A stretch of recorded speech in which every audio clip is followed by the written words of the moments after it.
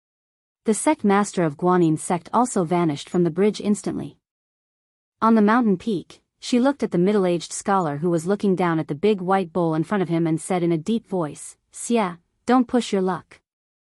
The scholar raised his head and smiled. "Tantai Pingjing, don't flaunt your seniority just because you're older. It's not cute for a woman to act like this." The sect leader sneered, "You, Xia Feiyu, have watched your country fall apart and your family die. You have cultivation but you still hide your head and tail. In the end, you don't even dare to acknowledge your daughter. Are you a man?" The scholar was still smiling as he teased, "Women have long hair but short insight." The tall woman whose real name was Tantai Pingjing had a dark expression. Clearly, she was angry for the first time. While the Guanyin sect had never cared about worldly disputes, and its rise and fall were decided by the heavens, this person had said that as long as he did not leave Great Peace City, the great Qi cultivators of the south would not take a step past the Guangling River. This was an unnecessary move to target the Guanyin sect. The scholar whose real age could not be determined did not look at Tantai Pingjing's expression. He lowered his head and looked at the bowl. There was a small yellow flood dragon swimming in the bowl. Other than that, there were 2 small flood dragons and a red flood dragon of about the same length. There were no more flood dragons in the land of Shu.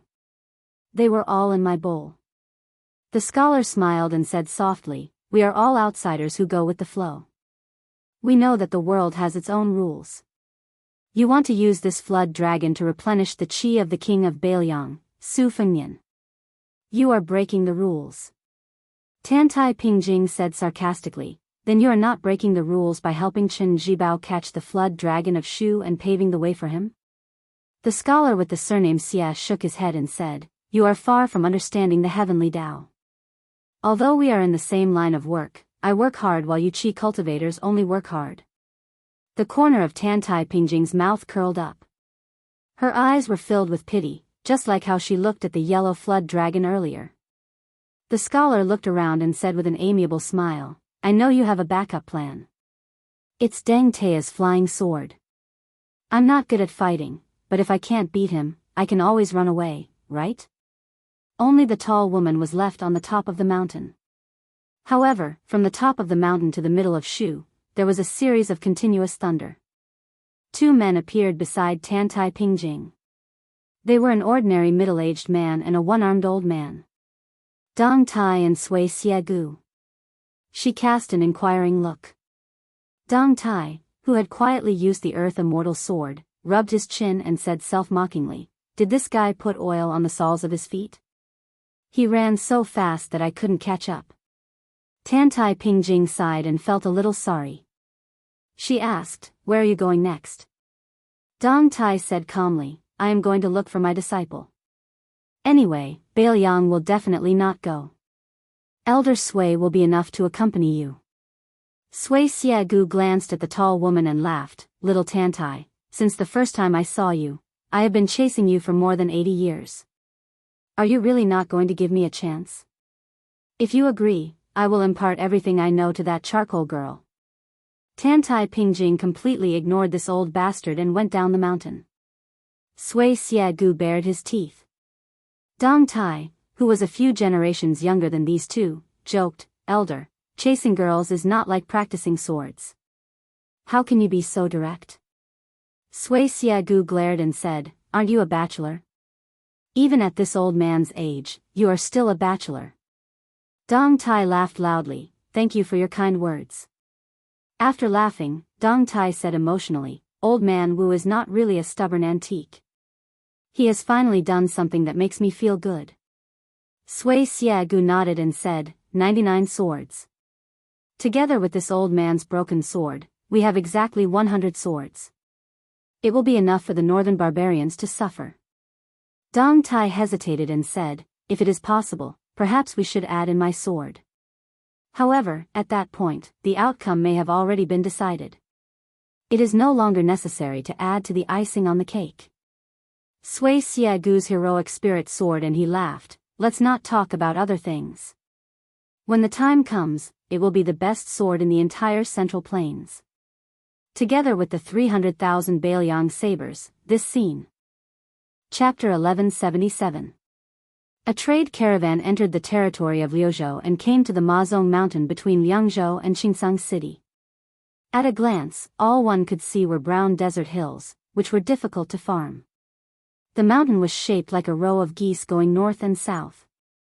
Between the mountain passes, the wind was strong and the sand flew like knives. The caravan going from east to west had to pass through here. After the imperial court incorporated the original 3 provinces of Beiliang into its territory, leaving this place was considered leaving the border. In the past 20 years, there was no lack of poets who traveled to this place, and many of their popular poems about the border were spread throughout the imperial court. This time, Beiliang set up Liuzhou. About half a year later, the Liang imperial court issued an edict, and dozens of people were promoted. The main reason was that Yang Guangdou was promoted to the position of governor of Liuzhou.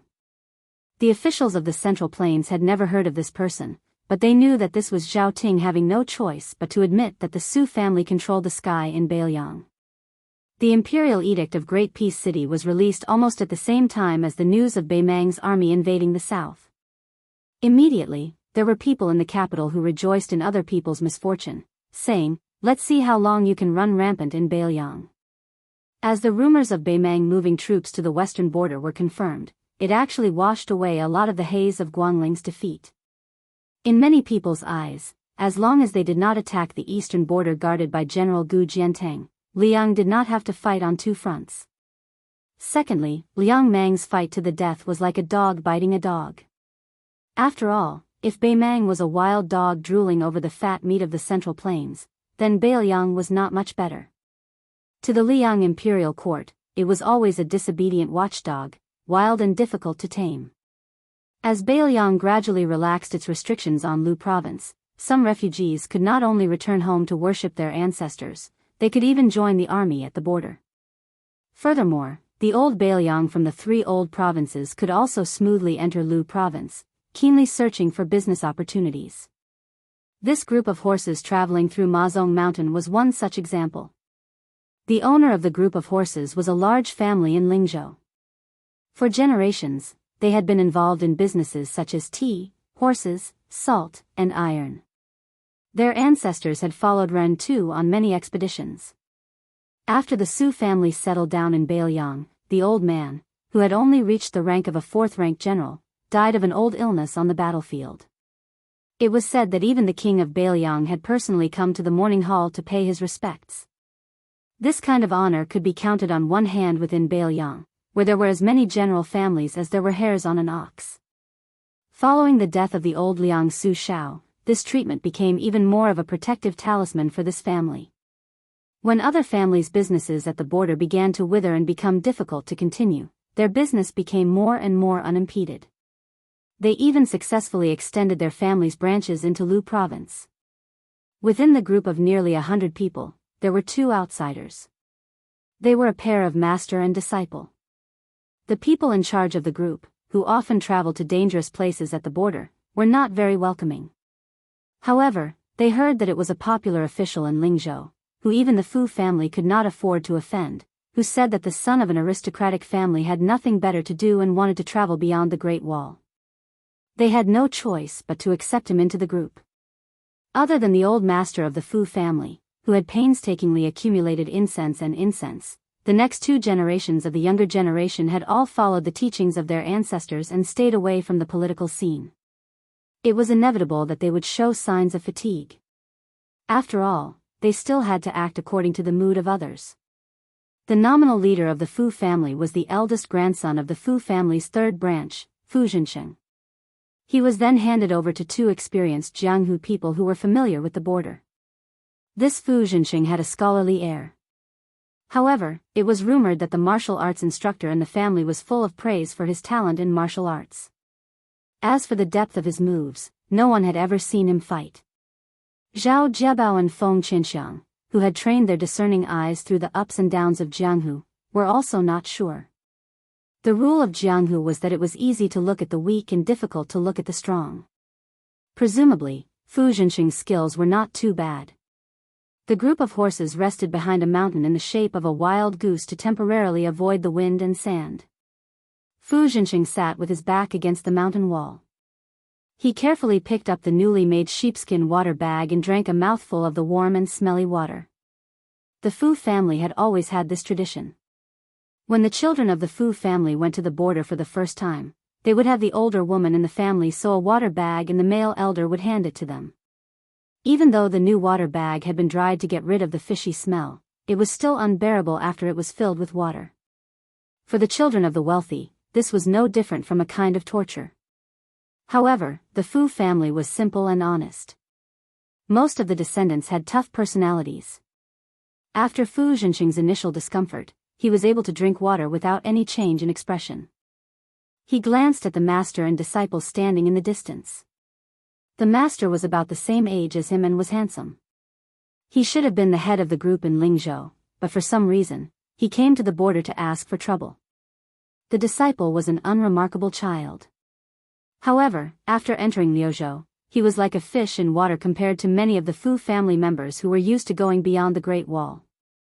Fu Zhenxing observed carefully along the way. At this time, he said to the two seniors, Uncle Zhao, Uncle Feng, that Su Qi doesn't seem like someone who is going to the border for the first time. He doesn't need us to remind him. The amount of water he drinks each time is very appropriate and he never drinks because he is thirsty. The way he treats people is also smooth and slick, unlike those aristocratic children who don't know the ways of the world. Furthermore, there aren't many large families in Lingzhou that our Fu family is wary of. I have never heard of such a person.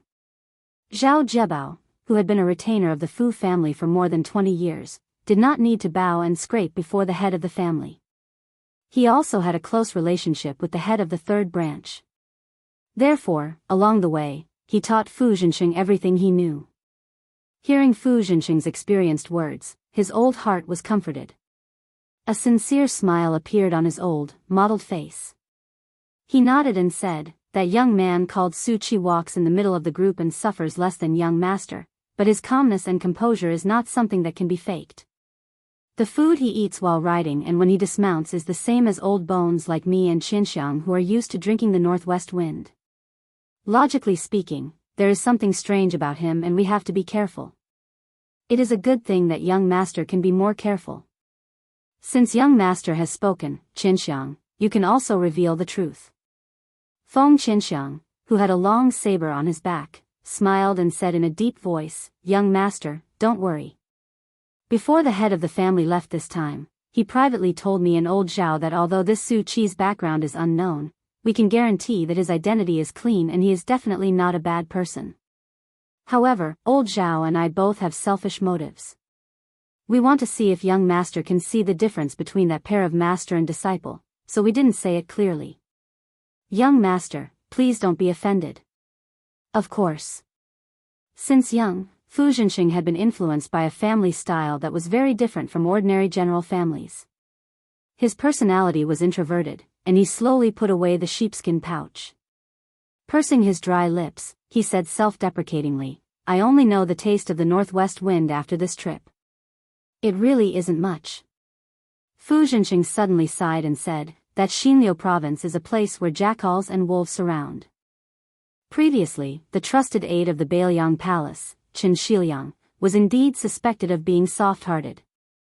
He paid too much attention to the gains and losses of one place and refused to abandon the city. In the end, he was surrounded by 10,000 horse bandits in Qingsang City and lost the lives of dozens of white horse followers for nothing. Bailiang has guarded the border for so many years, and such losses are rare. I also don't know what kind of person the new provincial governor, Yang Guangdou, is. If he is of the same origin as Qin Shiliang, this famous person of Mount Qingliang, then the future of our Fu family will be uncertain. Taking 10,000 steps back, Fu Zhenxing is dead and has delayed the great cause of Bailiang. If grandfather were still alive, he would most likely not allow this useless grandson of mine to enter the family. Zhao Jiebao was obviously not optimistic about the future, and said worriedly, "Our Fu family has worked hard for Bailiang for almost 20 years. In name, we are doing business at the border, but in reality, we are secretly looking for mines. Most of Bailiang's gold and iron mines are from the Fu family. This time, when we return to Liuzhou and Fengxiang to confirm the quality and output of that mine, I think it will be a little difficult.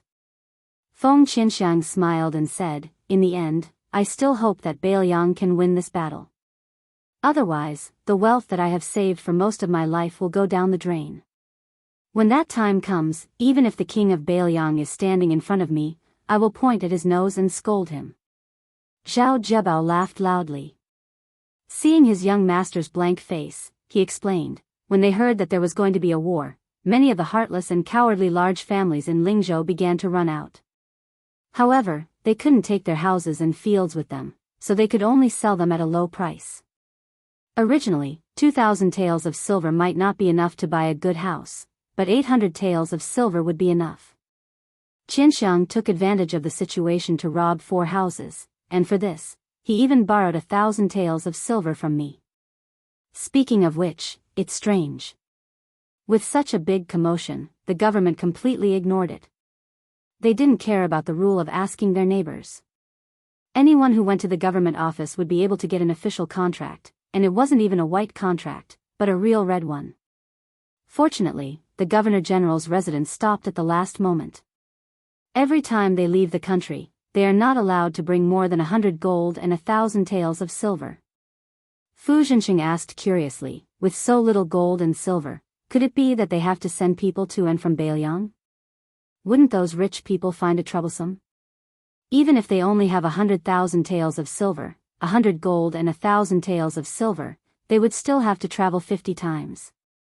Feng Qianxiang shook his head and smiled, it's simple. Actually, they don't have to bring gold and silver out of the country. They can just buy antiques, calligraphy, and paintings, and it's easy and convenient. After all, no one cares if they bring a lot of them away. When they leave Beiliang, they can still be exchanged for silver. Those aristocratic families who are good at appreciating antiques have suddenly turned into VIPs in every household. Young master, you must have heard of the fish dragon gang that inexplicably rose up in Lingzhou, right? Compared to their table manners, I'm not even worth mentioning. They're basically spending all their money to buy land and houses. I don't know where they got all that money from. After a rough calculation, the fish dragon gang has already spent more than 800,000 taels of silver on real estate that I know of. The real amount has probably doubled. They're about to become a big landlord that owns half of Lingzhou. Even I, a man, admire the courage of the female gang leader of the fish dragon gang. Young master, why don't you go and marry that woman? Fu Zhenxing wasn't someone who couldn't take a joke, but he still felt a little helpless. He mocked himself, she's a heroine who is as famous as Mount Xianxia. How could she take a fancy to me? Chapter 1178. Zhao Jiabao made a sound of surprise. That pair of master and disciple had disappeared right under their noses. The few people of the Fu family who were close to outsiders also did not notice. Fu Zhenxing carried the heavy burden of Beiliang and his family on this trip, so he was somewhat disgusted by Su Qi's decision. He looked up at the sky and said, let's wait for them for an hour. If we still can't find them, then we must set out. The journey between heaven and earth is truly difficult. We can't indulge them. Su Fengnian, who had brought Yudilong into Liuzhou, circled around to the other side of the mountain and saw a pair of unexpected acquaintances. It was Song Dongming of the Deer Song clan and his attendant. The two of them looked at each other. Song Dongming was stunned for a moment before he laughed heartily. From the beautiful Wudong to this barren place, I can still meet this young master. It really is a small world. If young master is not worried, I still have half a bottle of wine here. It's the green ant from northern Liang. The wine is very strong. When it enters the mouth, it burns the throat, but after a while, it actually becomes cool. This song has also just started to drink this wine. If I had known earlier, I would have bought a few more bottles. I regret that I was worried that I would not have enough money and bought 2 more bottles of green ant on me. Su Fengnian did not say much. He took the bottle of wine, raised it in the air, and poured a small mouthful. He handed it back to Song Dongming. The latter smiled and asked, why don't you drink a few more mouthfuls? It won't hurt. Su Fengnian shook his head and smiled. I, Su Qi, won't steal your beauty. Seeing Su Fengnian introduce himself, Song Dongming probably thought that the young master with the Beiliang accent did not know who the dear Song family was. He said, I am Song Dongming. My ancestors live in Deer County in Jiangnan. To have met you twice, fate is not small. Before he could finish his sentence, Song Dongming's face was hit by the wind and sand. He reached out and grabbed the mature yellow grass that had left the ground and turned into flying catkins. He sighed, 2 withers in a year, drifting with the wind. The errand boy suddenly stretched out his finger and shouted, Sir, look. Is that the smoke signal? Following the servant's finger, Song Dongming saw a thick smoke signal rising from the desert. It should be from the direction of Qingsang City, reporting to Liangzhou that they were safe. They had not seen this when they first entered Lu province. No wonder his servant was so surprised. Song Dongming muttered to himself, the ancient books say that the smoke signal here is different from the Central Plains. It is named for burning wolf dung. The smoke is straight and extremely black, and the wind cannot blow. But looking at it, other than the smoke being thicker, there is no difference between the smoke and the Central Plains. Su Fengnian laughed softly. I'm afraid that's a mistake made by some frontier poets. In the northwest border, there may occasionally be smoke burning with wolf dung, but that is because there is not enough cow and sheep dung. Most of the materials are obtained locally.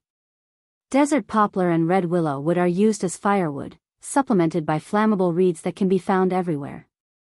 Furthermore, the fire beacon of the Beiliang Frontier Army is strictly regulated.